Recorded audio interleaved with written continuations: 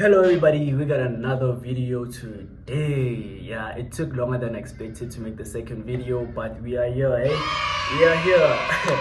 Anyway, if you're a subscriber, thank you for joining me again, and I hope you enjoy the video. And if you're new, make sure to hit the subscribe button.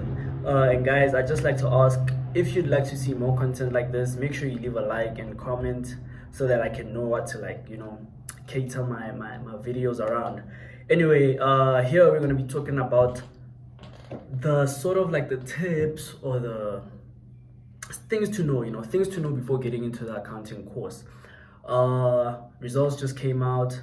Many students are still applying, the late applications and stuff. Many students are being accepted at various places, and you have the chance to accept your opportunities that you've been granted or decline it. Those are the choices, and this video is specifically for those students. However, if maybe you already are in accounting, say you're going to your second year or your third year, and you feel like you haven't been doing some of the things right, or you weren't aware of some of the things, then this video will also be helpful for you. Surely there's a point or two that can help you out. Maybe it's worth the watch. So, and yeah, if you are from any other course, then it can still make you sort of aware or inquisitive about the questions you would have in your specific course. Some things you might start to wonder if, wait, does this also apply in, say, engineering or law or something like that. Anyway, I hope you enjoy the video, and yeah, stay tuned. And yeah, number one, it is not going to be easy. Accounting is one of those courses that need you to be diligent with your work, that needs you to stay dedicated to your work, to focus and to actually study. Studying is so important in accounting, and you're gonna have to do a lot of it. The first year you might get away with it, just like using your normal studying techniques from high school, to be honest. But from second year onwards, I swear it gets so real, it gets so serious real quick. So my best advice is just be ready to be challenged. Just be ready to be challenged almost every day, because it will not be easy. Assignments, tests, new modules that you've never even done before, that you've never seen before, with different ways to answer. For example, taxation. The way you answer taxation questions is not how you would normally answer other questions from other modules and other courses. So you have to be aware of that. Keep yourself prepared for that, because it really is going to be challenging. It won't be easy, but I believe that anyone who puts their mind to it, anyone who stays dedicated to it, and anyone who is willing to learn and get to experience the accounting lifestyle themselves, then I believe if you're that person, then you can definitely do it. Otherwise, yeah, just prepare yourself for that.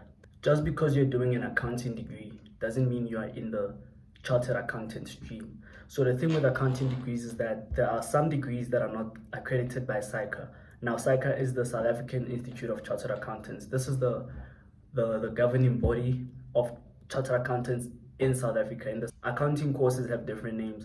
I know at Wits they call it the Bachelor of Accounting Science, and then you'd find that at Northwest University it's just the Bachelor of Accounting or something like that. So you have to make sure that wherever you enroll, that the course is SAA accredited, because that is important if you are really trying to be a chartered accountant. Otherwise, you'll end up in a course where after doing it, you can't even get to the PGDA. You can't even get to PGDA, and now you are stuck. You have to find alternative ways to make your degree worthwhile, to make your degree useful for you. Otherwise, that is very important. That's the most important point that I'd like to put out, that make sure wherever you study, it is SAA accredited. So there are also SAA accredited accounting degrees are not only at public universities. You'll also find them in some private institutions that also offer SAA accredited courses. So just make sure that when you pick, you do your research, you make sure that whatever institution you're applying to, it can help you get what you are looking for. Because if maybe you aren't looking for the SAA accreditation, you just want to do accounting, then that's okay. You can apply wherever you find fit, wherever you find best fit.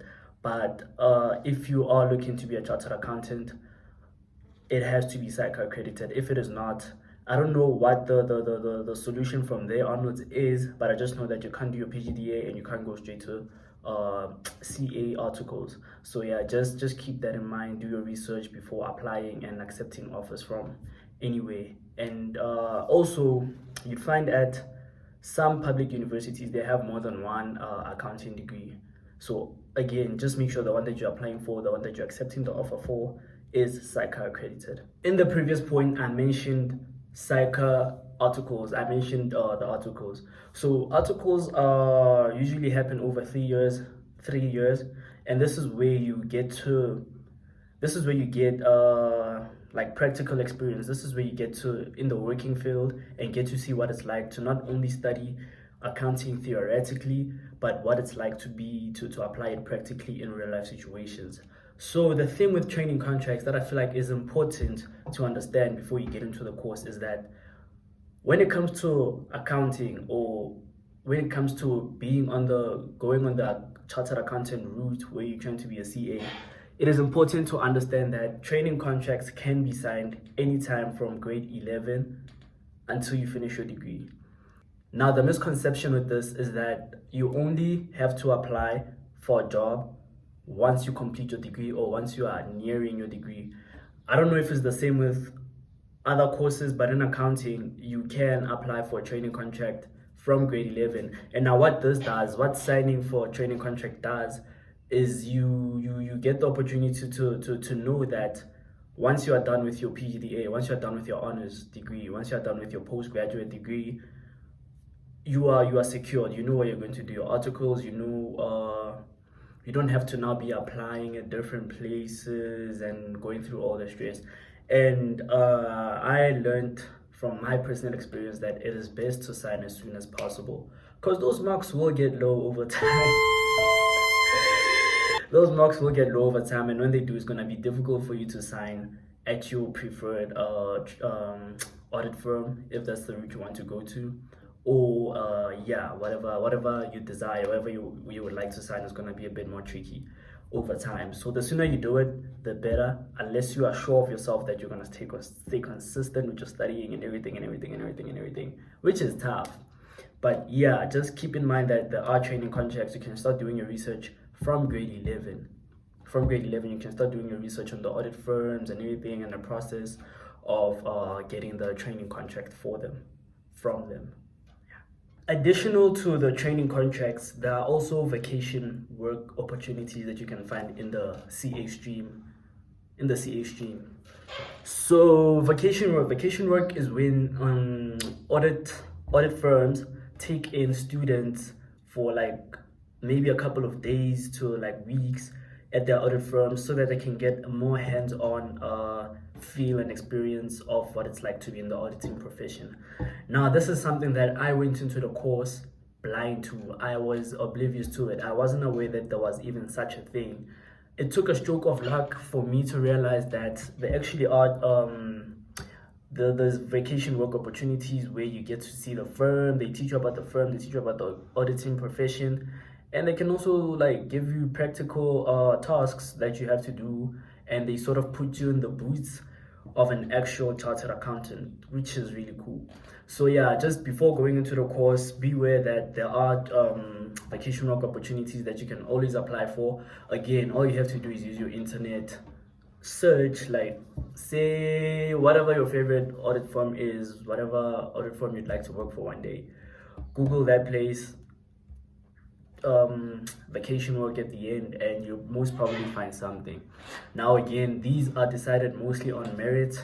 Sometimes you have to do interviews for them, so you must be prepared, but it is good to know that there is such a thing. And what this does, it gives you practical experience, it gives you exposure also, and it gives you an opportunity to connect with people who are on a similar journey to you. And once you have these people in your connection, you can always network with them, you can learn from them, you can learn from each other. It can be a reciprocative relationship where it's beneficial for both of you, and you can teach each other stuff. So yeah, definitely check it out, and it's something to keep in mind before going into accounting. It is also important to remember that the CA route is a 7-year journey. That is 3 years of undergraduate, 1 year of honors, and 3 more years of training, articles, whatever you call it. So it is a long journey, you know. It's long to be a CA, and it's a hard grind. It's not easy. It's very taxing on your mental health. It's very taxing on your physical. Okay, maybe not physical like that, but it's an exhausting journey. And if you're not doing it for the right reasons, you'll most likely just burn out. You'll most likely burn out. The fuel that feeds your ambition to work hard, you know, the fuel that fuels you for this journey has to come from within. You have to sort of like do it for yourself. If you're doing it to impress people or make money, sure, you can go far with it, but you'll only get to a certain point. This should come from within. Going to classes at 8 a.m. sometimes is a struggle. It is a struggle. And if you don't see why you have to get yourself up in that morning, then it's gonna be tough for you, unfortunately. And I hate to say it, but it's the truth of it. I've seen people that come into class every day initially, and then over time they just lose that drive. And it's very unfortunate to see. So just before you guys get into it, I'd just like you to be aware of the fact that it is a very taxing course, it is a very exhausting course, and you need the fuel to carry you through like the journey, you know. Like, make sure you have good support structures around you, make sure you have friends, and good, like, talk to your family, call your family members when you're at home just to see how they're doing, because those moments do help, you know. Like in the 7 year journey, I'm not even halfway there, to be honest. But from what I've experienced so far, it is really important to just keep your mind, you know, preserve self-preservation, you know. Keep your mind preserved and keep your heart preserved, because it's gonna require a lot from you. The course is gonna require a lot from you. Bonus, whatever this is, the last thing I'd like to mention is that it is important to work not only on your technical knowledge and abilities of knowing how to balance books and stuff, but it's also important to work on your soft skills. Soft skills are important, especially considering CA 2025.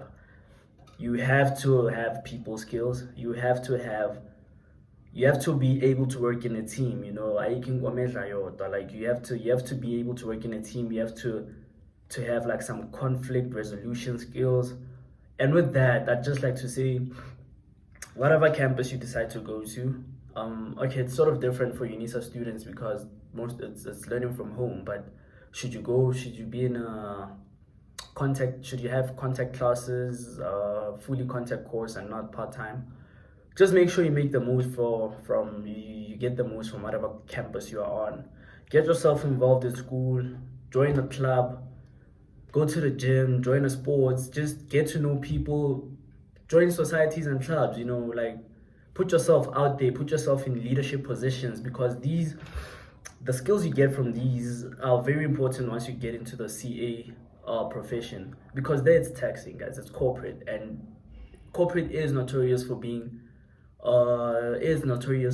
you know, like, rough, and people going through mental health challenges, and it being so much for them to handle. So it is important to sort of like harness those skills while you're in university, so that once you get to the real world, you sort of know how to deal with such situations better, you know. So yeah, the last thing I'd like to emphasize is that work on your soft skills, you know how to use Excel, don't just be a bookworm, you know. Don't just focus on the textbook and what it says, but go the extra mile, you know. Be part of the 1% that goes the extra mile, and learn how to do these things, how to manage a team, you know, how to manage projects, how to communicate, how to be sensitive to different cultures, because you'll most likely encounter people from different cultures there. These are all important and shouldn't be overlooked, and I feel like it's something that these are things that I've learned from studying accounting thus far. And ask me in 2022, I wouldn't have known any of the stuff I'm telling you now. I had no idea of any of the stuff I'm telling you now. And this is what I'd like to put out there, so that some people can learn from what I've picked up. You know, my 2 years of knowledge that I've gained, you can learn it in like a few minutes, in less than 30 minutes. So yeah, anyway, yeah, this is the end of the video, and I hope you enjoyed it. Lastly, I'd just like to wish you luck. If you're going this journey, I am happy for you. And I just like to wish you the best of luck, you know. Make sure you go for everything you can. Give it your all, and don't be merciful, you know. If you're going for it, go for it hard. Go for it hard. Go for it with everything you've got, because at the end of the day, we only live once, and it's you want to be the cream of the crop. You want to be on top there. I'm not quite where I'd like to be personally, but that's something I want to focus on this year, unapologetically. So, you know, you must unapologetically be the best version of yourself, and that's my goal for this year. Anyway, thank you for watching, guys. Don't forget to like, comment, and subscribe if you'd like more content like this. Thank you very much for watching once again, and I really appreciate it. And yeah, that's the end of our video. Slado, goodbye, formally. Goodbye, au revoir.